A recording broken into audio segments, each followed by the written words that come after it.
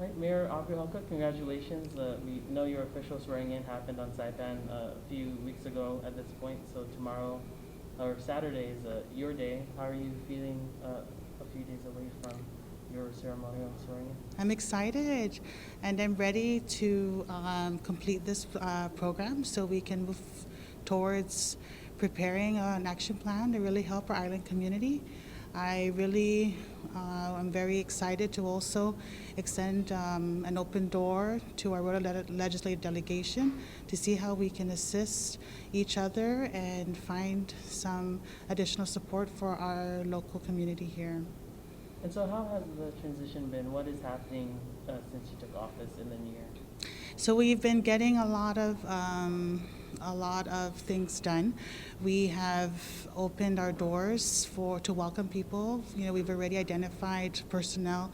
I've also completed the interview process for my cabinet members, and so we were able to conduct our first official cabinet meeting, and really just getting ready to visit all our departments where we will talk with all the staff, create our action plan as a department, and then open our doors to the community and hear their concerns so that we can generate one local plan to really guide my administration moving forward. And why did you decide to put out an application for your cabinet? It seems kind of non-traditional. It is. It really is. And then, of course, many people, they have mixed sentiments. Many people support it, and others have questioned it because, like you mentioned, it's untraditional. It's uncommon. But I truly believe throughout my campaigning process and just speaking to many people who have left our home islands was that there was no opportunity for them to be able to apply so that they could offer their services and their experiences to help our island. And I also truly believe in about giving the opportunity. We want to build professional capacity here in my office, and how can I would not want to limit that to only inner circle. I would like to welcome and see who would be willing to join me in my venture to provide the service to our community. So your entire cabinet is full at this moment? Yes, it is. And was there a rush for applications, or did you find just the right amount? How was that process? So we had, it varied. We had some departments that had multiple persons submit, whereas we had only one and submit for their department, and then I had one department that did not submit at all, or there were no applicants for a submission of applications for that department. I'm sure we'll probably get a list or something Yes, after this yes. for your cabinet. But did you select your chief of staff yet? Yes, I did. Who is that? His name is Thomas Manglona. Oh, okay. Yes. Oh, all right. Yes. And Mayor, since we last spoke, a lot has been uncovered by the incoming administration. When we last spoke, we talked about the half of the staff being ARPA funded. So is the mayor's staff now basically cut in half? What's the operations looking like here in terms of staff? So we, based on our assessment of our available funds here, we have tried to welcome as many staff to be able to fit under that budget. Of course, it's very difficult. Many people, they need employment to be able to provide or income to provide for their families. And of course, it's very disheartening to hear the stories of their inability to be employed. Sadly, we do not have the means or the budget to employ all our people here, and so we've tried to just select those that would help contribute towards the productivity and to ensure the services of our office here. But we are still waiting for the assessment. We to work with the central government to see where we are accurately, what our accurate budget is. I do know they are reconciling still. I know I did watch the press conference with our Governor Palacios, and so we are just awaiting for our appointment and our schedule to speak with the Secretary of Finance or the Acting Secretary of Finance to see where we are realistically at this moment. So were 69 ARPA employees let go in the new year? So we have a balance because we have to reshuffle, and some of those ARPA employees have been placed under my local funds for my administration, and so we are just trying to see where we are to see how we can accommodate others. So we are trying to do our best, but we want to make sure we are as prudent as possible. We understand and we are bracing ourselves to what is going to happen, and we want to make sure we are as conscientious and try to be mindful of the cost to everything that we're doing. So how big is the staff right now?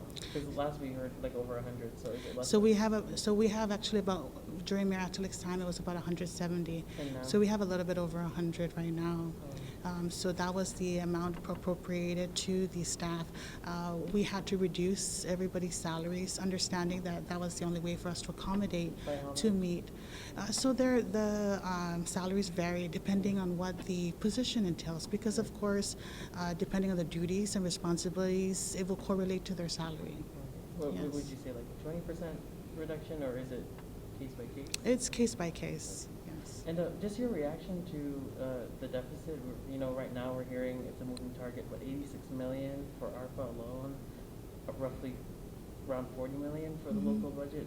Does that concern you? What I mean, It- you're having to work for less now. Yes, of course, it is very alarming, and we are very concerned, and we are very anxious to speak to the Secretary, the Acting Secretary of Finance, to really gauge where we are so that we can plan accordingly.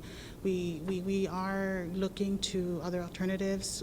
It is grant season, so we are looking to apply for grants that can help us towards creating programs that fits the needs or the vision of this administration. So I have plans to definitely move towards that direction. And Mayor, forgive me, I have to ask this hard Mhm. question. This happened during the Republican administration. You're a Republican yourself. Mhm. Do you have any thoughts on how this all happened or was allowed to happen? Well, I cannot answer for, our governor at that time, but I do hope that there were conversations, discussions made, and proper planning to move towards that direction. I do know partly they are waiting for reimbursements from previous pandemics, and I think they were just trying to balance as much as they could and try to really push towards these programs that's really going to help stabilize or generate to bring back our tourist economy. So I just hope that we can find a way to move away from this. Of course, it's very alarming. We want to try to do our best to tighten our belts and see what we can do to help stir our local economy. All right. I wanted to bring the focus back here on Island. So what are your first 100 days looking like? What's getting off the ground right away? So really, it was just getting our employment in check, getting our cabinet organized. We have created some SOPs on how to run, what the expectations are from our staff. And then we are planning to enter all the departments, create and speak to the staff about what are the issues, concerns that we can address, and create an action plan for each department. And then I intend to reach out and conduct town hall meetings and welcome our local residents to hear their concerns and issues. And then from there, create a general action plan that will guide my administration forward. And then from there, we are hoping to already have applied for grants through the Office of Insular Affairs and through the Northern Marianas Housing Corporation, the Community Development Block Grant. So we are hoping to move towards that and see how we can gain additional funds to create programs for our people and our children here. Right. We just spoke with the former mayor who was talking about even the projects with CIP. In terms of infrastructure, what are some of the major concerns you have or things you want to address for Rota's infrastructure? So I envision a civic center here for Rota. I would like to really build areas to welcome our programs, for example, like a Rota Fiesta Grounds, where we can utilize this for for a variety of reasons or variety of purposes, and we would like to welcome also the expansion of building our sports recreational center in Sinopalu, where we offer variety of sports for our children and also welcome sports or competitions here to our island. So we really want to be creative in finding different ways to welcome people to come to Rota. I've mentioned before the importance of bridging gaps to our neighboring island of Guam, and we intend to do that. We really would like to work closely with our business community and our Rota legislative delegation to see how we can increase our infrastructure here and increase the access to our beautiful scenery, to our local businesses, to our practitioners, so that they can be able to generate some funds to sustain their livelihoods, as well as welcome visitors to see the beauty and to see the history and the local practices of our people here. Right, I do remember you saying in our first interview about taking advantage of our proximity to Guam. I got to ask the Guam governor about it at the inauguration. She said there could be a way to package the islands for tourists. I just got to speak with Rota's lone House of Representative, Julie Ogo, who said she's looking into cannabis tourism. Mayor, everyone talks about diversifying the economy. We hear it every year. But what does that really look like for Rota? Do you have any big ideas for what that really means so that it's competitive and not just base? So our people here, they are very rich with their experience, rich with their skills. And many of the institutions from Guam, even from Saipan, they look to our local people, our local practitioners towards our cultural practices here, and they gain or they look to learn from them, and this is something that we can definitely expand. Rota has many great opportunities here, and then even untapped resources, for example, like the coffee industry. We definitely want to promote that and see how we can cater to the niche market that will help generate and put our island on the map to really expand and generate local funds. We also can look into other natural agricultural crops. We have many people who have access to agriculture plots and farms that they can utilize to plant local crops that we could be used to export that. And because we want to also support food sustainability, and by encouraging our people to do that, they can not only provide for themselves and their families, but to the neighboring islands as well, which offers a more healthier option for them. All right, Mayor, just my last question. Everyone, of course, is excited for your swearing in because of the historic nature of it. Is that weighing on you? How does that make you feel when people can repeatedly say you're the first woman elected, you're the youngest mayor elected? You know, it's just very humbling. You know, it's such an honor and a privilege to be able to serve in this capacity.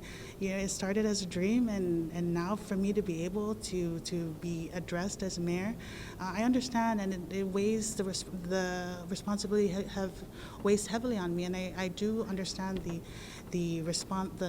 duties that I have to execute, and the expectations that our people have. So I promise to do my best and work with our legislative delegation, because our people truly deserve an island or a community where we can support, love one another, and be able to generate income, because we have so much opportunities here.